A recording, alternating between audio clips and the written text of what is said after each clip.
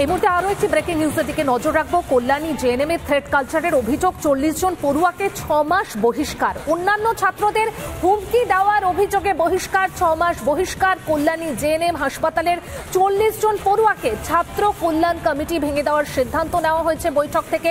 গতকাল কলেজ কাউন্সিলের সভায় এই সিদ্ধান্ত নেওয়া হয়। হস্টেলের নিরাপত্তা নিয়েও পদক্ষেপ নেওয়া হচ্ছে। জেএনএম মেডিকেল কলেজের প্রশাসনিক ভবনের বাইরে বিক্ষোভ জুনিয়র চিকিৎসকদের। আমরা বিস্তারিত জানবো আমাদের প্রতিনিধি পলাশের কাছ থেকে। পলাশ, ইতিমধ্যেই 40 জন পড়ুয়াকে 6 মাস বহিষ্কারের সিদ্ধান্ত নেওয়া হয়েছে, আর কি কি সিদ্ধান্ত বৈঠক থেকে? দেখো, কল্যাণী জেএনএম কলেজের যে ছাত্র, এইখানে কিন্তু 40 জন ছাত্রকে বহিষ্কার করেছে। তারা কলেজে কোনো রকম আসতে পারবে না বা চিকিৎসা সংক্রান্ত কোনো রকম পড়াশোনা করতে পারবে না, শুধুমাত্র পরীক্ষার দিন।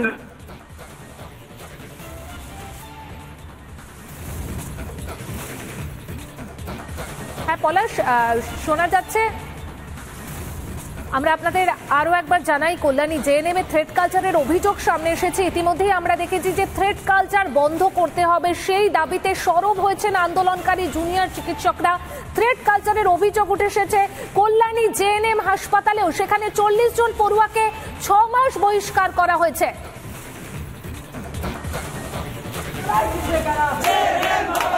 আমরা কেন লড়ছি ভাই?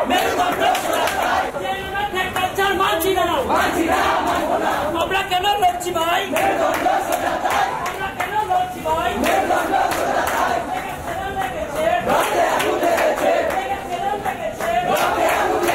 সিন্ডিকেটের গালে গালে, কালচারের গালে গালে, ইউনিয়নের গালে গালে, লড়াই লড়াই লড়াই লড়াই লড়াই লড়াই লড়াই চাই, লড়াই লড়াই লড়াই চাই, নোংরামিদের চামড়া বুঝিয়ে দেব আমরা, কালচারের চামড়া বুঝিয়ে দেব আমরা।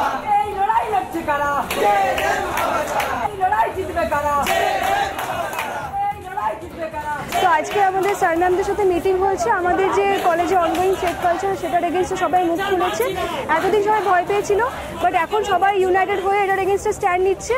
এবার আমাদের দাবি হচ্ছে, আমাদের কলেজে থ্রেড কালচার আমরা মানছি না, মানবো না।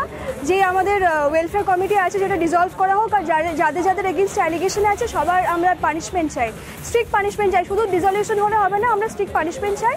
আমরা সব আমাদের অ্যালিগেশন জমা দিয়েছি স্যার ম্যামদের কাছে, এবার ওনারা অ্যাকশন নেবেন।